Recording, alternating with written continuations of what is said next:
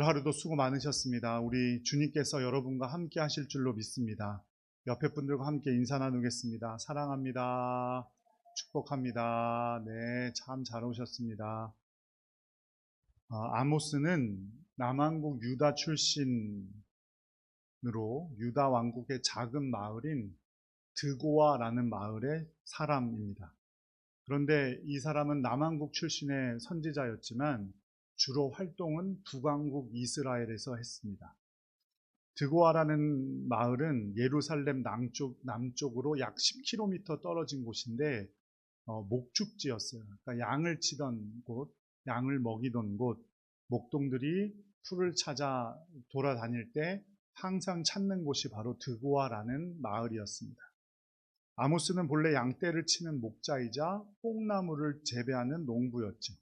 그러니까 아모스는 전문적인 교육을 받거나 선지자 가문의 출신이 아니라 평범한 농민이었다 이 말입니다.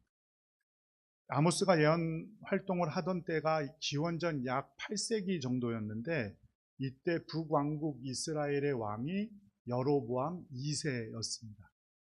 여로보암 왕은 솔로몬 왕이 죽고 나자 솔로몬의 아들 르호보암이 이스라엘의 왕이 되는데 12개 지파 중에 10개 지파가 르호보암에게 반기를 들고 북왕국 이스라엘이라는 나라를 세우죠. 그때 솔로몬 왕에게 쫓겨서 애굽으로 망명을 가 있던 장군이 한 명 있었는데 그 장군이 바로 여로보암이었어요. 그 여로보암을 데리고 와서 북왕국 이스라엘이라는 나라를 세우고 초대 왕으로 여로보암을 세우죠. 그런데 이 여로보암이 좋은 왕이었냐면 그렇지가 않아요. 그래서 열왕기 하 말씀을 잘 보시면 여로보암 이후에 북왕국 이스라엘에게 왕들에게는 뭐라고 붙이냐면 하나님을 배신하고 여로보암을 따랐다 이렇게 표현하고 있거든요. 그러니까 그게 나쁜 말이에요. 악명이라고. 그런데 왜 그랬는지 모르겠지만 그 이후 150년 정도 후의 왕의 이름을 여로보암 2세라고 지은 거예요. 그러니까 서양에서는 이름을 자기가 존경할 만한 조상이나 아버지나 할아버지의 이름을 똑같이 쓰면서 2세, 3세 이렇게 붙인다고 말씀드린 적이 있죠. 그것과 마찬가지로 여로보암 2세라고 썼던 거예요. 여로보암 때도 북왕국 이스라엘이 남왕국 유다보다는 훨씬 잘 살았거든요. 그리고 12개 지파 중에 10개 지파니까 힘도 훨씬 더 셌겠죠. 북왕국 이스라엘이. 그래서 뭐 그런 거, 외적으로 보이는 것들을 잘 이어받으라고 그렇게 이름을 지었는지 모르겠지만 여로보암 2세라고 이름을 지었는데 이 왕 때는 정말로 정치적인 안정과 경제적인 번영을 누리던 때였어요. 아마도 북왕국 이스라엘이 가장 잘 살 때가 바로 여로보암 2세가 아니었는가.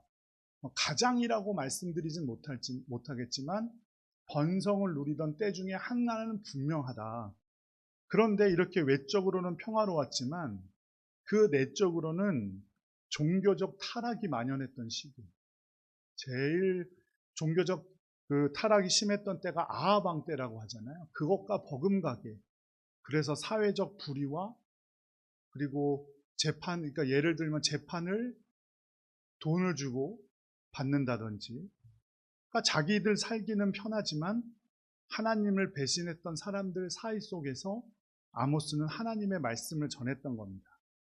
그러니까 이 아모스 선지자를 이 북왕국 이스라엘의 종교 지도자들은 얼마나 미워했겠어요. 사회적 불의에 대한 책망과 형식적인 종교 생활, 우상 숭배에 대한 비판, 그것이 바로 아모스의 주된 비판이었죠. 아모스의 가장 주제가 되는 메시지는 오늘 우리가 읽은 3장 말씀입니다. 그리고 아모스는 총 9장으로 구성되어져 있는데 7장에서 9장까지는 아모스가 본 환상에 대한 내용이거든요. 그 환상이 어떤 내용이냐면 바로 3장의 메시지를 환상으로 보여주십니다. 하나님께서 본격적인 심판을 행하시기 전에 마치 법정의 증인을 불러다가 죄를 고발하는 것 같은 장면이 바로 아모스 3장이죠. 하나님은 이스라엘이 받을 형벌에 대해서 강력하게 선고하시면서 하나님은 그들이 언약 백성이었다라는 사실을 강조합니다. 그러니까 이거는 누가 배신을 했다는 거예요? 하나님이 배신했다는 거예요? 이스라엘 백성이 배신했다는 거예요? 이스라엘 백성들이 먼저 배신했다, 이렇게 말하고 있는 겁니다. 이거를 기억하면서 우리 1절, 2절 말씀을 함께 읽어볼까요? 이스라엘 자손들아, 여호와께서 너희에 대하여 이르시는 이 말씀을 들으라.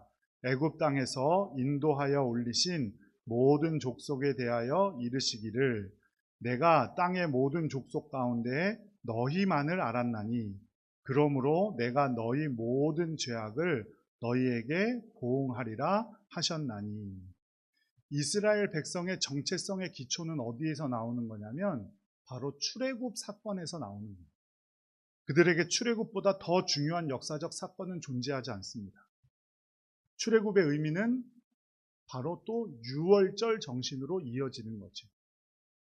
유월절 전에 9가지 재앙이 있었죠.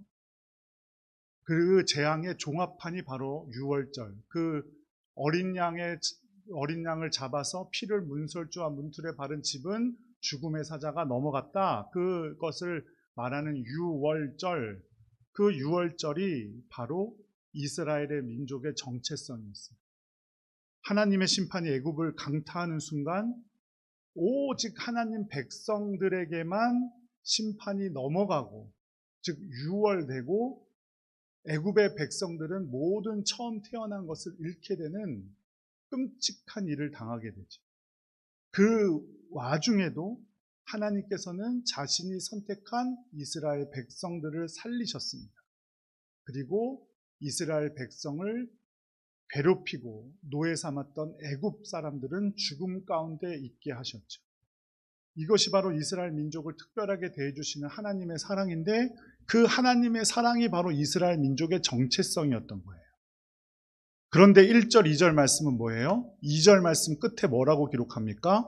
모든 죄악을 너희에게 보응하리라 하셨나니. 더 이상 너의 죄를 용납하지 않겠다. 더 이상 사랑과 은혜를 베풀지 않고 너희에게 심판을 베풀겠다, 이 말입니다. 6월절에 보여주셨던 그 놀라운 사랑을 이제 뒤엎어버리겠다, 이 말이에요. 그리고 3절에서 6절 말씀은 그것을 못 박는 질문입니다. 그런데 자문자답 형식의 질문은 뭐라 그랬어요? 꼭 그렇게 하겠다는 강조라고 제가 여러 번 말씀드렸죠. 그러니까 두 사람이 뜻이 같지 않은데 동행할 수 없다는 말씀은 내가 너희를 반드시 버릴 것이다. 4절에는 뭐라 그래요? 사자가 움킨 것이 없는데 수풀에서 부르짖지 않는다. 즉 이스라엘에 대한 사랑을 거두시고 심판하시겠다는 것은 너무나 당연하고 분명한 하나님의 말씀이고, 그 이유는 바로 이스라엘 민족이 하나님과의 언약을 어겼기 때문이다. 이렇게 말하고 있죠. 7절, 8절 말씀도 한번 읽어볼게요. 주 여호와께서는 자기의 비밀을 그 종 선지자들에게 보이지 아니하시고는 결코 행하심이 없으시리라. 사자가 부르짖은즉 누가 두려워하지 아니하겠느냐. 주 여호와께서 말씀하신즉 누가 예언하지 아니하겠느냐. 아모스는 뭐라 그러는 거예요? 그러니까 나는 하나님께서 나에게 말씀하셨기 때문에 예언하지 않을 수 없다. 너희들이 이 말을 좋게 듣든 나쁘게 듣든 싫게 듣든 불평을 하든 불만을 하든 나는 이 말을 할 수밖에 없는 거다. 하지만 이스라엘 민족들은 이때도 하나님께 귀를 닫고 있었어요. 그래서인지 아모스는 북왕국 이스라엘의 지도층과 종교 지도자들로부터 엄청난 저항을 받습니다.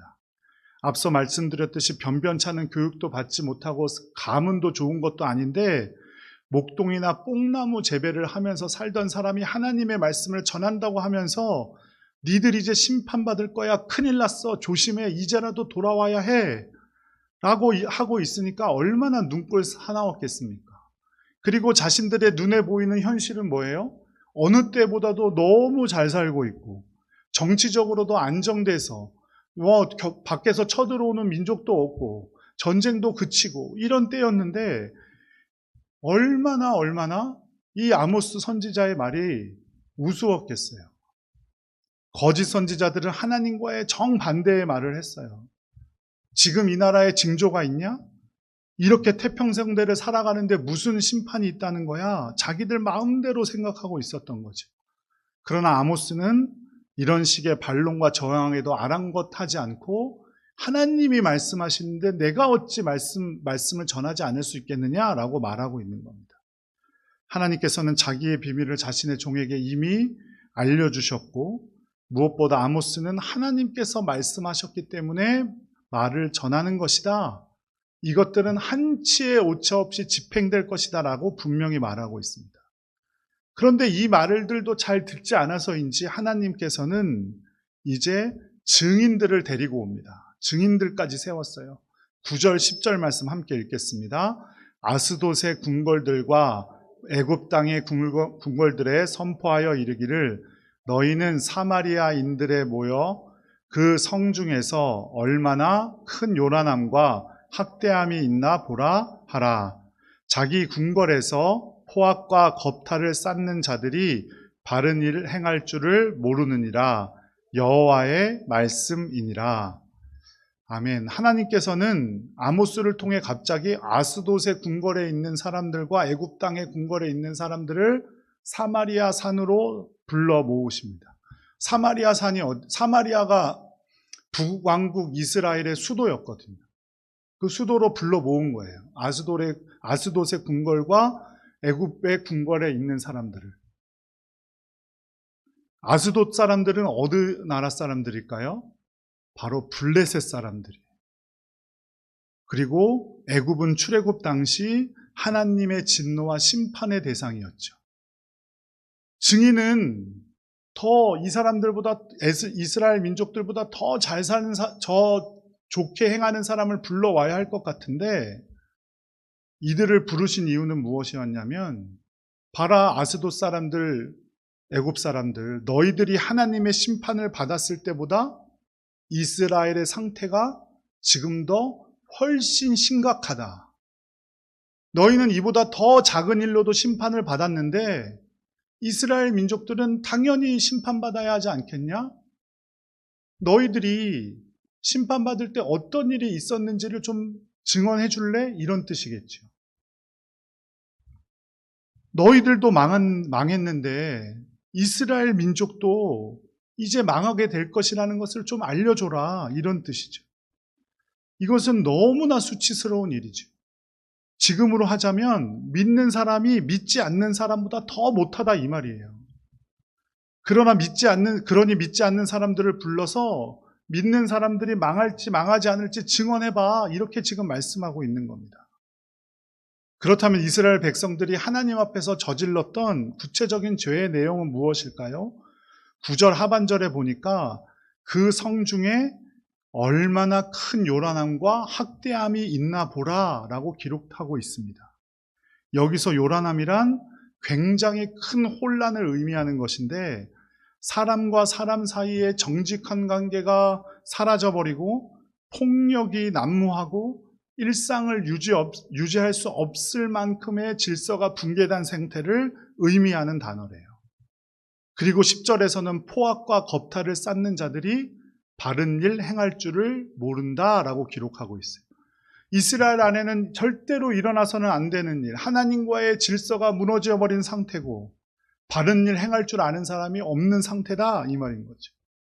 여기서 바르다라는 말은 히브리어로 네코하라는 단어인데 정의롭다라는 단어예요. 그러니까 하나님께서 이스라엘의 죄악을 차마 지켜보지 못하고 너희들을 심판하겠다 이렇게 말씀하고 있는 겁니다. 11절과 12절을 세번역 성경으로 한번 읽어볼게요. 시작. 그러므로 나 주 하나님이 선고한다. 적군이 이 나라를 포위하고 너희 방어벽을 허물고 너희 요새들을 약탈할 것이다. 나 주가 선고한다. 목자가 사자 입에서 양의 두 다리나 귀조각 하나를 건져내듯이 사마리아에 사는 이스라엘 자손도 구출되기는 하지만 침대 모서리와 안락 의자의 다리 조각만 겨우 남는 것과 같을 것이다. 심판이 임하면 이스라엘은 귀퉁이 조각만 남을 정도로 너덜너덜해지고 만다는 겁니다. 사자의 입에 있는 양의 두 다리나 귀조각 하나 같은 신세가 될 거라는 거예요. 사자 입에 있는 양의 두 다리나 귀조각 하나를 건져낸다고 무슨 소용이 있겠습니까? 그 양은 이미 어떻게 됐어요? 죽었어요. 침상도 없는데 침대 다리만 있어서 뭐 하겠습니까? 안락 의자에 다리만 있어서 뭐 하겠어요? 그걸 어디다 쓰겠어요? 그죠? 아무짝에도 쓸모가 없게 돼버린다는 뜻이고 전부 폐허가 되어버린다는 뜻과도 같은 뜻입니다. 그런데 하나님의 심판은 여기서 그치지 않습니다. 13절에서 15절 말씀 함께 읽겠습니다. 주 여호와 만군의 하나님의 말씀이니라. 너희는 듣고 야곱의 족속들에게 증언하라. 내가 이스라엘의 모든 죄를 보응하는 날에 베델의 제단들을 벌하여 그 제단의 뿔들을 꺾어 땅에 떨어뜨리고 겨울궁과 여름궁을 치리니 상하궁들이 파괴되며 큰 궁들이 무너지리라. 여호와의 말씀이니라. 아멘. 사마리아 성이 북이스라엘의 정치의 중심지였다면 북왕국 이스라엘의 종교의 중심지는 바로 베델입니다. 하나님께서는 베델의 제단을 벌하시고 그 제단의 뿔들을 꺾으시겠다고 하시죠. 베델은 북왕국 이스라엘의 초대 왕이었던 여로보암이 두 금 송아지를 만들어서 하나는 어디에 뒀어요? 하나는 베델에 두고 하나는 단에 두었습니다. 예루살렘에 있는 여호와의 성전에 자꾸 북왕국 사람들이 남왕국 땅으로 가서 제사를 드리고 오니까 자기 정치도 불안해지고 사람들이 왔다 갔다 하는 것이 좋지 못하게 느껴지니까 베델과 단에 그렇게 금송아지를 만들어서 이것이 하나님이니까 경배해라 라고 세운 제단이 바로 베델과 단이에요. 예배의 편리함을 위해서, 그러니까 사람의 편리함이죠. 정치의 안정을 위해서 하나님께서 정하신 장소가 아닌 장소를 정하고 하나님께서 정하신 방법이 아닌 금송아지를 만들어서 자기 마음대로 제사하도록 만들어 놓은 곳이 바로 베델입니다. 그곳에서 드리는 제사는 아무 효력도 없을 것이고 그 제단을 허물어 버리시겠다는 말씀이에요. 그리고 겨울궁과 여름궁은 북왕국 이스라엘 왕들을 위해서 만든 성들로 여름에는 어떻게 해야 돼요? 좀 선선한 데 가야 되고 겨울은 좀 따뜻한 데 가야 되죠. 그럴 때마다 추울 때 더울 때마다 가 있으려고 만든 별궁과 같은 거예요. 근데 그 별궁들을 뭘로 만들었냐면 그 안에 모든 집기들을 상아로 만들었대요. 침대도, 왕이 앉는 의자도, 왕이 마시는 잔도 모든 걸 다 상아로 만들었다는 거예요. 거기서 뭘 했겠습니까? 수많은 연애와 만찬을 베풀고 자기 자신들의 잘남을 뽐내면서 살았겠죠. 아무 상관없는 종교 의식들, 그리고 하나님이 왕이 아니라 자신이 왕이 되었다는 자신의 그 교만함과 권위를 자랑하려고 연회를 열던 그 궁들을 모두 다 부수어 버리시겠다고 말씀하시는 겁니다.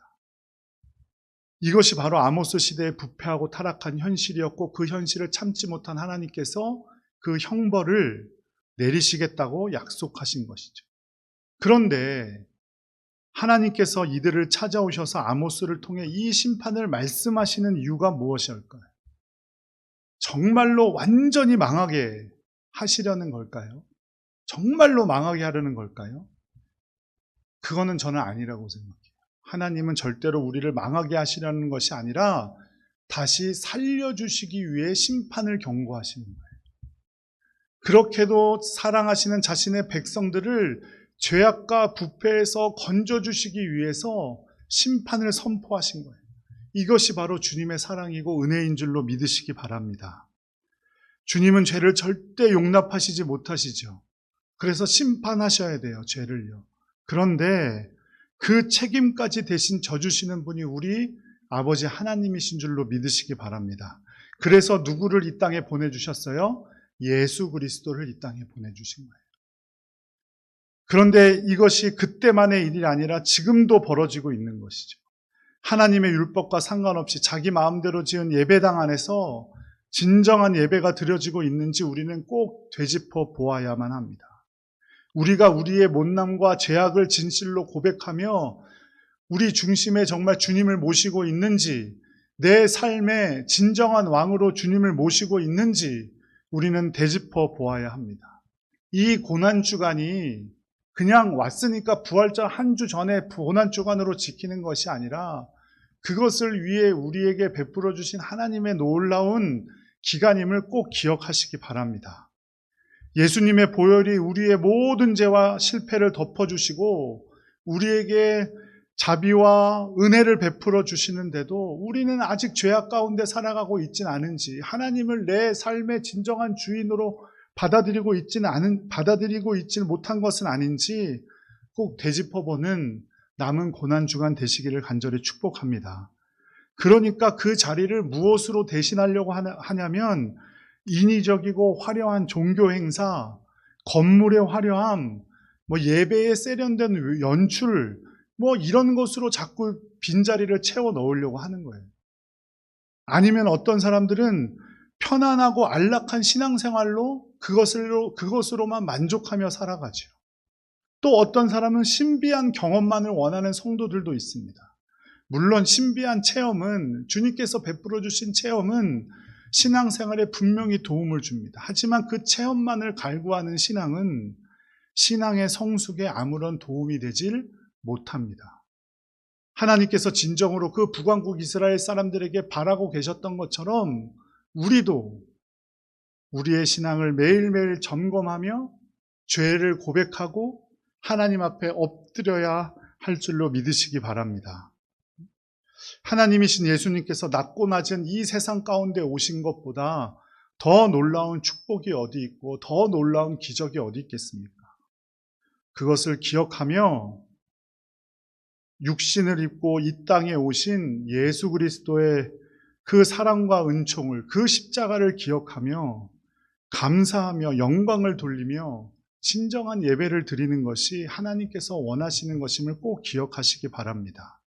그리고 우리의 삶의 현장에서, 우리의 일상생활 가운데서 하나님께 영광을 돌리며 최선을 다하는 삶이 진정으로 주님께 영광 돌리는 삶이란 사실을 꼭 기억하시기 바랍니다. 여러분과 함께 하시는 예수님 예배당에 잘 모셔놓고 나가시는 게 아니에요. 우리와 함께 하시는 주님과 우리의 일상생활에서도 동행하는 여러분들 되시기를 간절히 축복합니다. 온유와 인내, 오랫동안 교회와 영혼을 붙들고 그렇게 섬기는 헌신 없이는 결단코 복음의 열매는 나타나지 않습니다. 한국 교회의 현실이 아모스 선지자 때와 같다는 현실 속에서 그것을 비난하고 욕하는 것으로 우리의 삶을 다했다고 착각하는 성도들도 너무너무 많아요. 하지만 남을 비난하고 욕하기는 쉬워요. 내 삶에 진정으로 하나님의 온전하심을 이루어 가는 게 힘든 거죠. 하지만 주님께서 우리에게 원하시는 것은 우리의 죄악을 깨닫고 하나님 앞에 온전한 신앙을 갖추는 것임을 꼭 기억하시기 바랍니다. 그 첫걸음이 하나님 앞에서 통렬히 반성하고 회개하는 것입니다. 그것을 위해 주님께서 이 땅에 오셨습니다. 그런 죄악들을 지고 있는 우리를 위해서도 오셨어요. 우리도 죄악들 있지만 우리를 위해서도 예수님께서 오셨습니다. 그 사실을 진정으로 믿는다면 우리의 삶이 변화되어야 하죠. 우리 삶에 아픔도 있고 고통도 있죠. 하지만 그 가운데서도 주님께 영광 돌리려 애쓰고 진정으로 나의 삶의 주인을 주님으로 고백하는 여러분들 되시기를 간절히 축복합니다. 그렇게 끝까지 견디는 여러분들을 주님께서 분명히 복 주시고 계속해서 우리와 함께 하실 줄로 믿습니다. 우리를 죄악 가운데서 찾아오신 우리 아버지 하나님, 그리고 우리를 죄악 가운데서 구원하신 예수 그리스도, 그 은총을 기억하며 자신의 위치에서 하나님께 영광 돌리며 최선을 다해 하나님을 섬기는 복된 성도님들 되시기를 간절히 축복합니다.